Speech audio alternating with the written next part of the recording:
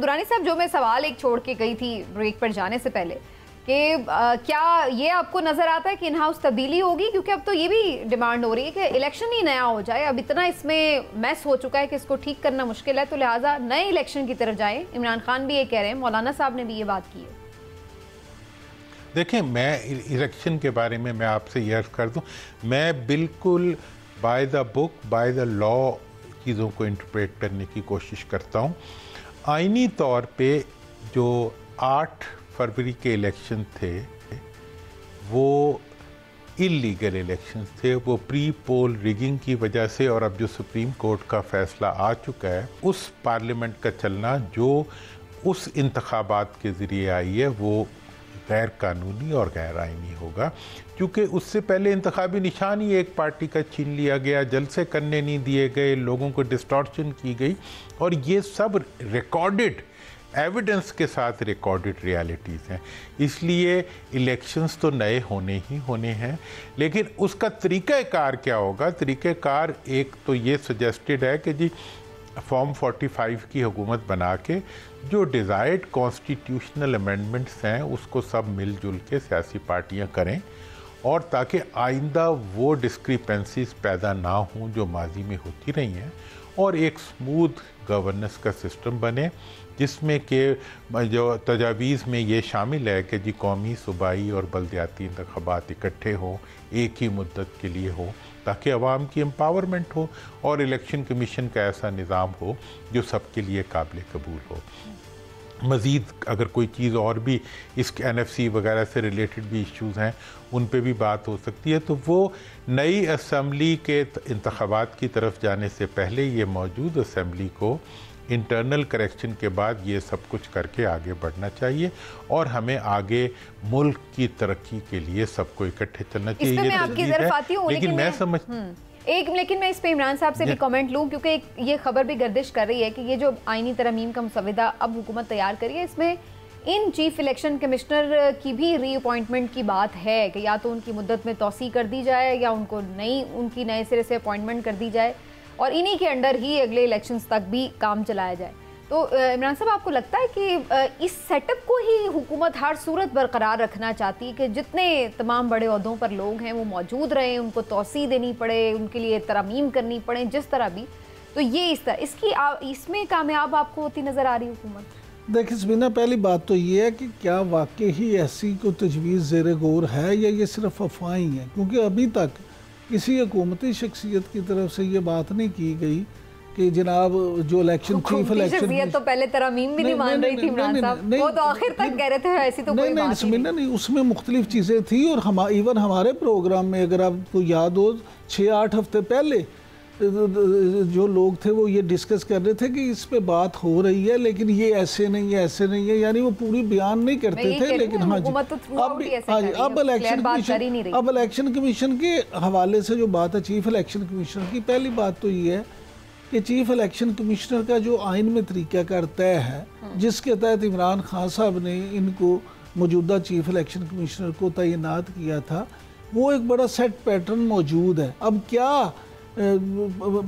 हुकूमत की क्या ये मजबूरी है कि इनको नया चीफ इलेक्शन कमिश्नर जो है वो कोई और दस्तयाब ही नहीं है? क्या इन्होंने अपोजिशन लीडर से बात की है? इसकी ज़रूरत क्यों पेश आई? और अगर एक शख्सियत वैसे ही इतनी कॉन्ट्रोवर्शियल हो जाए और वो भी उस ओहदे पे तैनात जो कि जिसने सारा इलेक्शन प्रोसेस जो है वो करवाना है, तो मैं ये समझता हूँ कि इससे हुकूमत को कोई नेक नामी नहीं मिलेगी, इससे मज़ीद उन पर तनकीद होगी। लिहाजा मुझे नहीं लगता कि हुकूमत इस तरह का करे। लेकिन अभी मैं जैसे पहले कह रहा था कि यहाँ पे सियासत के ढंग रंग ऐसे हैं कि कुछ भी बैद नहीं है, हुकूमत की मर्ज़ी है तो ले आए। लेकिन मैं यहाँ ये ज़रूर बात करना चाहूँगा कि अभी जो दुरानी साहब फरमा रहे थे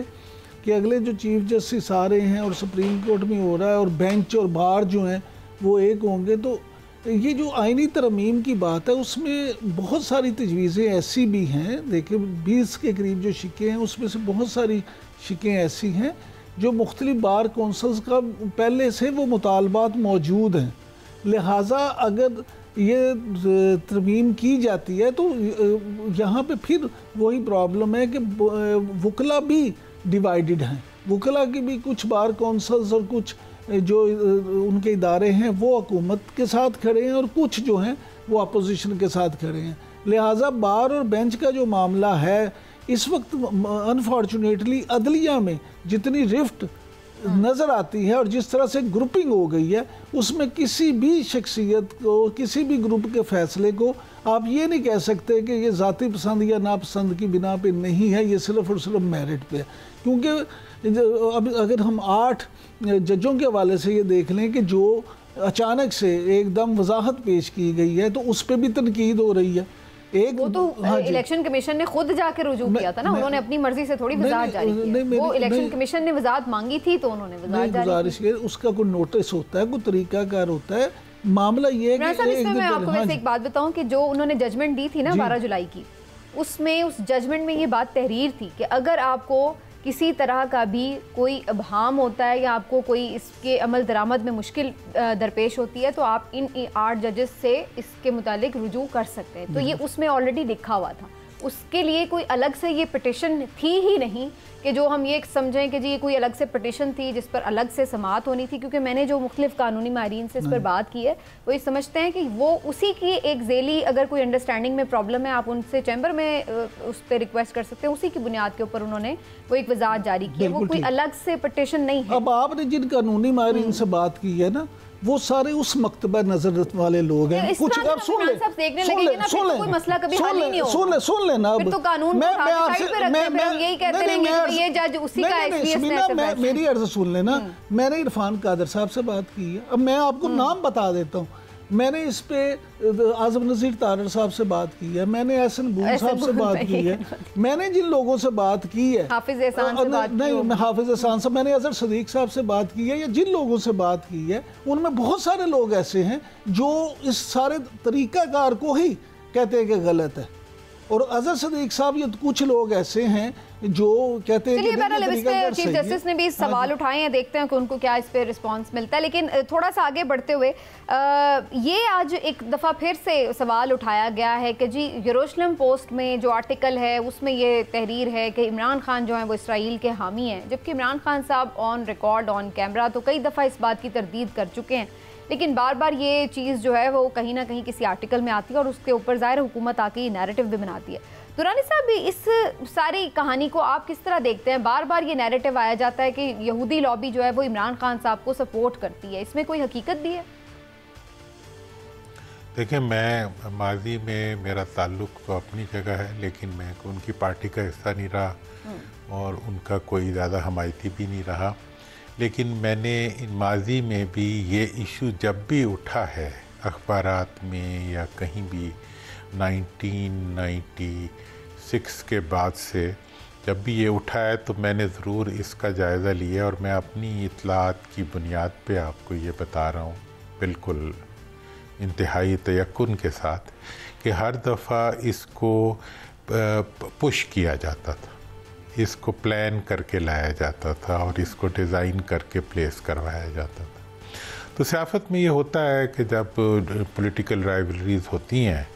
तो जो आपके मुखालिफिन होते हैं वो जो भी उन्हें जहाँ भी स्पेस मिलती है मीडिया में जिस जगह पे भी वो उस पे इस चीज़ को, लेकिन आर्टिकल तो हुकूमत ने नहीं लिखवाया ना यरूशलेम पोस्ट में, वो वहाँ पर अगर वो मैं समझ रहा हूँ वो लेकिन उसके यहाँ पे प्रोजेक्शन के एंगल्स जो होते हैं ना वो फिर ट्रांसलेशन में बहुत से बदल जाते हैं। अच्छा। और फिर वो आगे से आगे, और ये सब चीज़ें हमने चूँकि मैं ये तो नहीं कहता हमने की हुई हैं, लेकिन हमने लोगों को करते हुए देखा हुआ है ना। थोड़ा सा मान लें, कोई बात नहीं दुरानी साहब आप भी लेकिन ये है कि मतलब हमने ये चीज़ें बहुत करीब से देखी। हाँ दुरानी साहब समीना ये चाहती हैं कि आप ये कहते हैं कि हमने की नहीं लेकिन करवाई बड़ी दुरानी साहब अपना दामन ना बड़ी सफाई से बचा रहे हैं। नहीं मैंने इंतहाई मासूमियत से आपको हकीकत बयान करने की कोशिश की है ताकि ये है कि हकीकत पहुंच सके। बाकी ये देखें, ये जो मामलात होते हैं फेथ के नज़रिया के, इनके बारे में आप पता है, फैमिली के मैटर, बाकी इनके ऊपर ख़वातीन के इशू, इनके ऊपर मैं बहुत ही इसमें वो हूँ, मतलब मैं इन चीज़ों को पे खेलना, इनको उछालना मैं मुनासिब नहीं समझता। ये अपनी अपनी सोच होती है और अपने नज़रियात होते हैं। अवाम है, अवाम का वोट है, अवाम की सियासत है, उसको अवाम में डील करना चाहिए, ना कि हम उसको सज्जी से मारें खब्बी से मारें। वो मैं नहीं समझता कि हमें इसका कोई फ़ायदा भी नहीं होता। जब भी देखें, मैं आपको बताता हूँ, एक दफ़ा एक इलेक्शन से उनके अंदर बहुत नेगेटिव प्रोपेगेंडा हुआ मोहतरमा बेनज़ीर भुट्टो साहबा के ख़िलाफ़, और 88 के गालबन इलेक्शंस थे, और उसमें चीज़ें फैब्रिकेटेड मटेरियल्स जहाज़ों से ड्रॉप कराए गए। एक मैं इंटरेस्टिंग उसका रिज़ल्ट आपको बताता हूँ। जिस एरिया को ज़्यादा फोकस किया गया वहाँ रिज़ल्ट उसके बिल्कुल उल्टे आए, रिएक्शन आया। तो इसलिए जब भी आप किसी के कोई पर्सनल फेथ्स के मामला, फैमिली मैटर्स, इनको जब आप पॉलिटिकल डिस्टॉर्शन के लिए यूज़ करते हैं तो हमारी आवाम इसको पसंद नहीं करती। राइट। इमरान साहब, वैसे ये आर्टिकल अब आया, जो इस तरह का कोई और आर्टिकल आता है जिसमें कोई नेगेटिव बात जाती है उसके ऊपर हुकूमत आके, लेकिन इस वक्त कई आर्टिकल ऐसे भी लिखे जा रहे हैं जो इमरान खान साहब की हिमायत में हैं, और जिसमें अभी मैं उस दिन देख रही थी कि एमनेस्टी इंटरनेशनल ने तो बाकायदा रिपोर्ट जारी की कि जो उनको इस वक्त रखा गया है ये इलीगल डिटेंशन है उनकी। और फिर अक़वाम मुत्तहिदा की जो वर्किंग ग्रुप था उनकी तरफ से जो रिपोर्ट आई, फिर उसके बाद कई आर्टिकल्स ऐसे हैं जो ऑक्सफोर्ड के वो इलेक्शन लड़ रहे हैं चांसलर के लिए इमरान खान साहब, उसके हक़ में लिखा जा रहा है। उनके एक जो वहाँ पे रुकने पार्लियामेंट हैं उनकी तरफ से भी इवन लिखा गया है। उसके ऊपर तो हुकूमत या मीडिया में उस तरह से बात नहीं होती, लेकिन जो उनके ख़िलाफ़ आता है कोई आर्टिकल, जैसे ये आ गया जो उनके बज़ाहिर ख़िलाफ़ जाता है, तो उसके ऊपर जो है वो हुकूमत आके पॉइंट स्कोरिंग करती है। तो इसका मतलब है कि ये सिर्फ पॉइंट स्कोरिंग ही है, या आपको लगता है कि इसमें कहीं ना कहीं कोई बात है? देखिए, मुझे इसमें ये लगता है कि इस सारे इशू को अगर आप एक गैर जानिबदारी से एनालाइज करें तो हुकूमत के अंदर कोई बहुत स्टॉन्च सपोर्टर्स मुझे नज़र आ रहे हैं इमरान खान साहब के,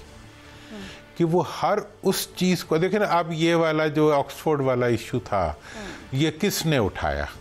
आपके अपने एक वज़ीर ने इसके ऊपर प्रेस कॉन्फ्रेंस करके उसको इंटरनेशनल इशू बना दिया, हमारे अपने। अच्छा, इसी तरह से भाई एक बंदा एक बाहर के मुल्क में एक इलेक्शन कंटेस्ट कर रहे हैं,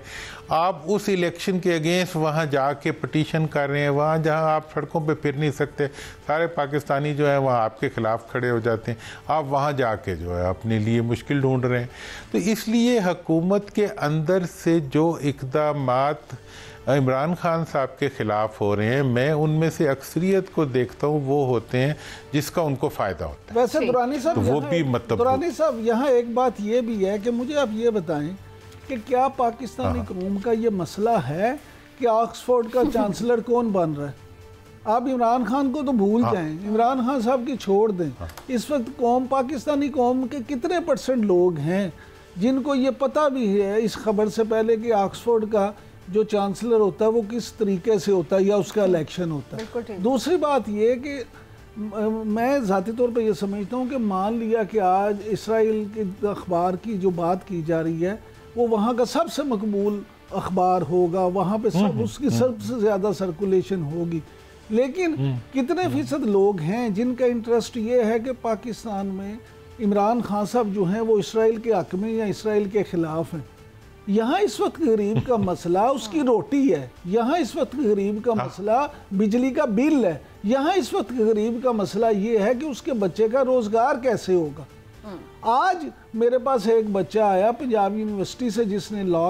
ग्रेजुएट है, वो उसने कहा जी मुझे 1 साल हो गया मैं मारा फिर रहा हूँ, मेरी क्लास के 11 लोग अब तक बाहर जा रहे हैं, जा चुके हैं, दूसरे सब जाना चाहते हैं, तो आप मुझे बताएं मुझे कहाँ जाना चाहिए। मामला ये है कि जिस मुल्क में नौजवान, दुरानी साहब पहले आपके सिर्फ और सिर्फ 2 तबकात बाहर जाते थे, एक वो जो लीड क्लास थी जो पैसा था जिनके पास, जो जाके वहाँ सरमायाकारी करते थे सेकंड होम के लिए,